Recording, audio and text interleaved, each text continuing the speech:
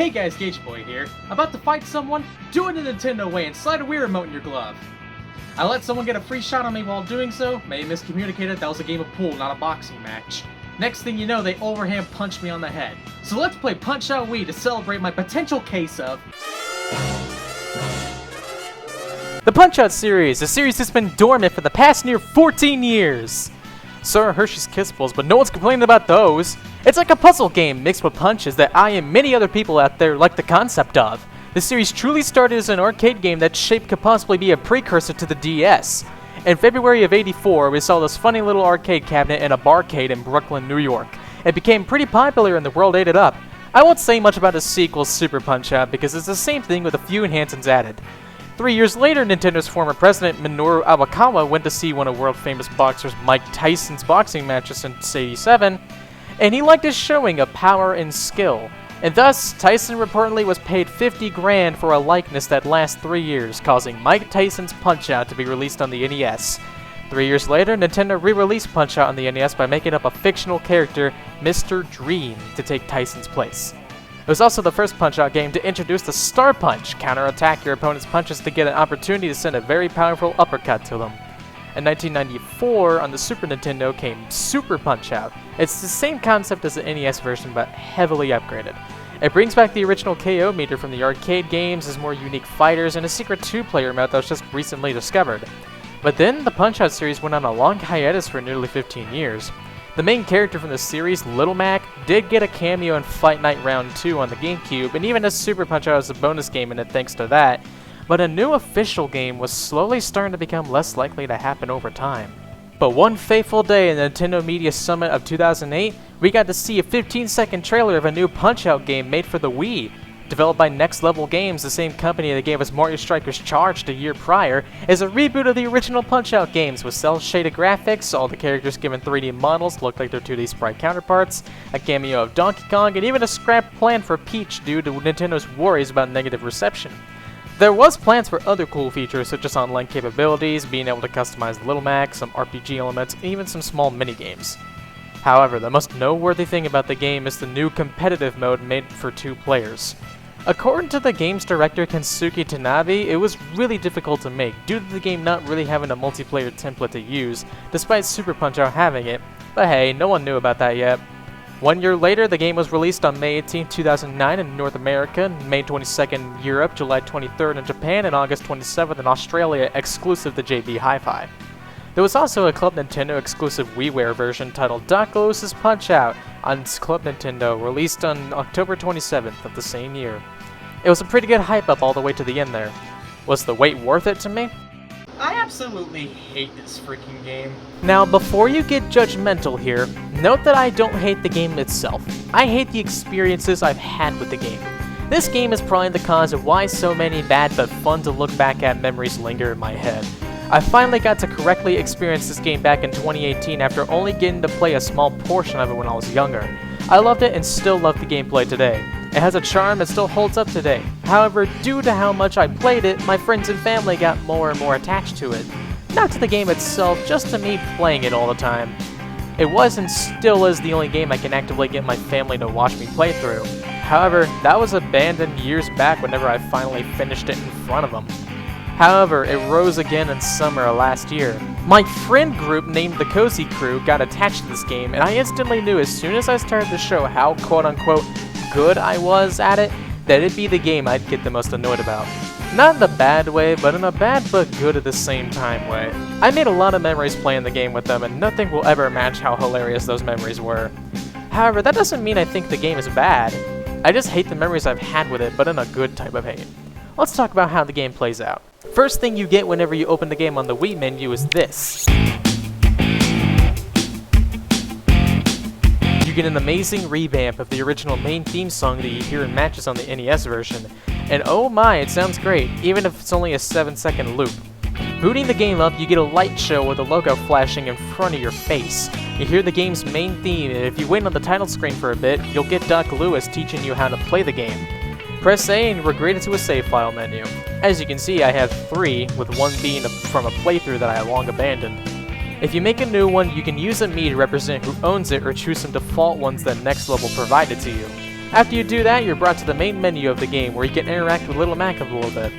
Choosing career on a fresh save brings you to a boxing ring with 4 fighters. You have 3 circuits to play through just like in the original game. I shall introduce you to the extensive lineup of characters. I'll make this quick, don't worry. First is Glass Joe, a French boxer with 99 losses tied to his name and also carrying an invisible bag of croissants that seems to open whenever he gets knocked out. Next up is Von Kaiser, a shell-shocked German who happens to be a fighting instructor. However, in his intro, we see him getting bullied by kids. You punch him once, he'll block and say, "Mommy." Jeez, I feel bad for the guy now. Then we have Disco Kid and,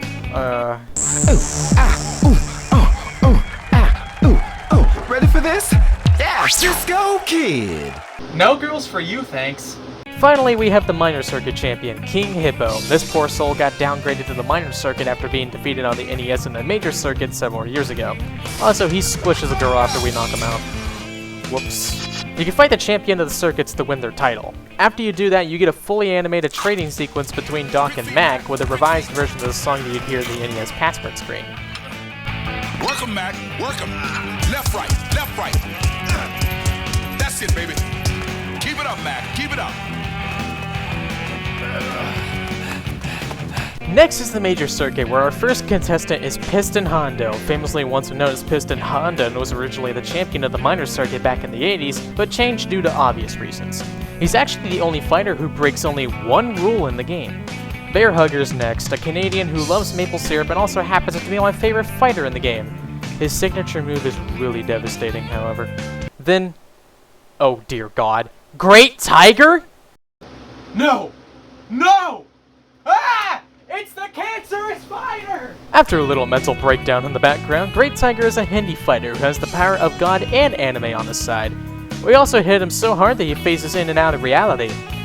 The champ of the major circuit is a Spanish bullfighter named Don Flamingo, and he really likes roses. He also has unbridled rage hidden behind a toupee. Too bad you can indefinitely combo him before said roses can charm him. Then finally, the world circuit, starting off with the hero of Ireland, Aaron Ryan, a cocky fighter that likes pain. Yikes. He also points out that you have cheeseburgers in your gloves. Next is Soda Pabinski, formerly known as Vodka Draginsky. Yep, he got censored. Obviously due to his former nickname, he's Russian. He also has immense anger issues should you punch his bottle out of his hand. Also...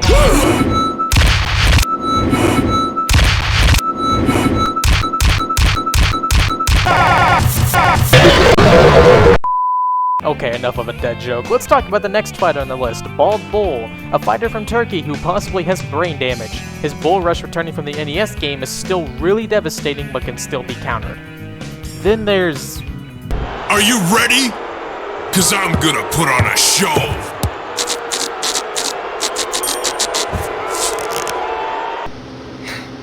Can y'all tell me now why this is the most memed character inside the entire franchise?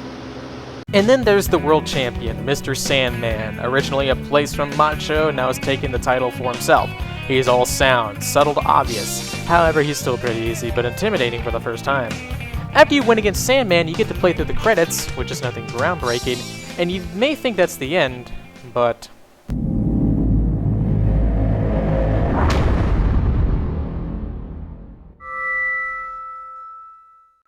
What?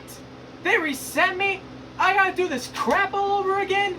Son of a... Title defense mode is exactly what it is. You gotta defend your title as champion. You lose your match, then you lose your title to said fighter, and you'll have to fight them again to reclaim it. I'm not going into detail with the new fighters, all I'll say is that their moveset has changed and the way you have to defeat them is different. Also, your star punches can be dodged if the fighter's not stunned in TD. Glass Joe has a pillow tied to his head, Von Kaiser has a buzz cut and can crack your skull with boots, Disco Kid took boxer-size classes and now wears a leotard, King Hippo has body armor over his stomach, Piston Hondo is now Unleashed Sonic, Bear Hugger has a rodent in his beanie, Great Tiger goes Super Saiyan, proving my point he has anime on his side, Don Flamingo is now emo, Aaron Ryan stole Mac's green gloves and used his old gloves as a flail, Soda Popinski is doping, Bald Bull can now only be knocked down by a star punch, Macho Man can now... Release the bogus! And Sandman is a whole lot faster now. Alright, now time to explain the final mode, Mac's Last Stand. In the end of the game, Mac wants to retire after he loses 3 times. Now that you're in this part of the game, there's no going back. Your fighters are chosen at random. You lose 3 times, and that's basically the end of your career. However, you can unlock a bonus mode named Champions Mode to use in Exhibition if you win 10 times against your random fighters. However, there is a special cameo appearance that takes place in Last Stand, and he's the reason I constantly never feel fulfilled in my life knowing I can't beat him.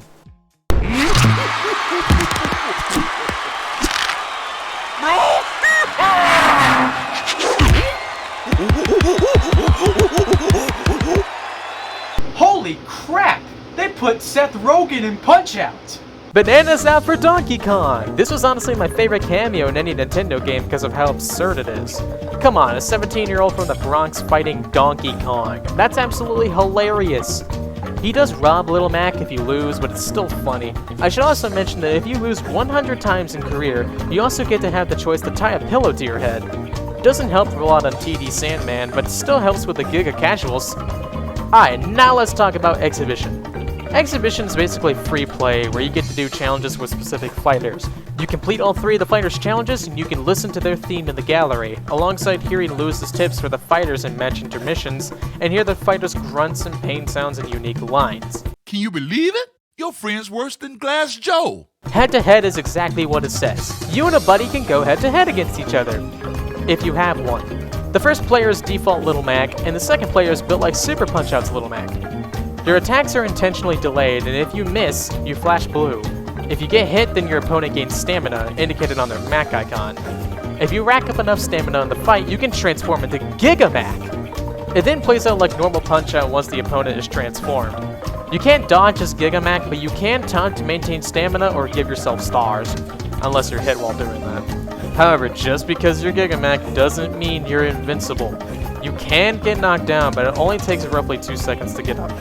Your goal, obviously, is to knock your opponent out 3 times to win. It's a no-brainer at this point. And that's basically all that Punch-Out Wii has to offer. But I feel obligated as a former Club Nintendo member to showcase Doc Lewis's Punch-Out. Now you done it. You won't like Doc when he's angry. Ah! You know, this game's really starting to overwhelm me. Doc Lewis's Punch-Out was a Platinum member reward back in 2009 for Club Nintendo members, and it was then brought back later just before Club Nintendo inevitably met its end. I got it just in the nick of time before Club Nintendo ended, and it'll always be the biggest flex I have on my Wii, to basically show I was sort of around in the Club Nintendo days. It's a 15-minute Punch-Out DLC, basically. You get to fight Doc and witness the true leopard come out in him if you take his chocolate bar. Even when you knock him out, you can really see the bond him and Mac share. You can play the game with motion controls if you use a Wii Remote and Nunchuk, or play the true NES way with the Wii Remote on its side. There's also optional Wii Balance Board support for dodging and ducking. I'm having fun! There's also practice mode to play in Exhibition if you want to take time to memorize a fighter's pattern that you can't beat while also being unable to take damage. You'll still lose stars if you get hit, however. That's all I can really say about Punch-Out for the Nintendo Wii. I mean, it's not really a perfect game by a long shot, and I still don't really like it due to the fact I've had some terrible memories with it that I wish I never really had. But that doesn't stop me from still loving the game due to just how it is. I absolutely love this game for its classic feeling style. Next Level really did hit it out of the park with replicating how the NES game felt and added to it with motion controls. They made a truly fun experience that I wish I could experience for the first time again. Not having the slightest clue on how to handle the fighters, beating Mac's Last Stand for the first time, 100%ing the game for the first time, learning the speedrunning patterns, the amount of memories I made with my brother, playing head-to-head, and most importantly, beating Contender Sandman for the first time. The amount of joy and satisfaction I felt doing those really doesn't compare to satisfaction that I got playing through other games and completing insane tasks on them. Punch-Out Wii will always be remembered as a mixed bag for me due to the bad memories tied to the game, but at the same time, this really is an amazing game. After playing through the entire game casually again, not trying to speedrun it, kinda hurts to know I'll never be able to erase the bad memories going forward. But at the same time, if all my experiences with this very game that I happen to have over 50 hours on are still memorable and cherished, alongside with having a good bit of skill with the game and basically witnessing DK taking Little Mac to Smash Bros after I lost to him for the final time when I first played Last Stand, then you probably have one final question. Do I truly love the game for what it is, all negatives aside? Yes, very. It doesn't feel dated in the slightest, no matter the amount of times I've played through it. Overall, I love Punch-Out Wii. And even if I have an obscene amount of bad memories with it, it won't stop me from saying the Next Level Games did an amazing job with delivering an amazing experience. Oh, excuse me. That must be my doctor. I think my reports for my head trauma's come back. YOLO. Hey Gage, it's your boy the doctor here. Sorry, I misread head trauma. You're actually concussed from the Wii Remote, so you'll start to go limp in like 5 seconds. Oh. Well, I guess due to the fact I was playing Punch-Out Wii for too long, I think I might have caused my motor functions to decline. Oh.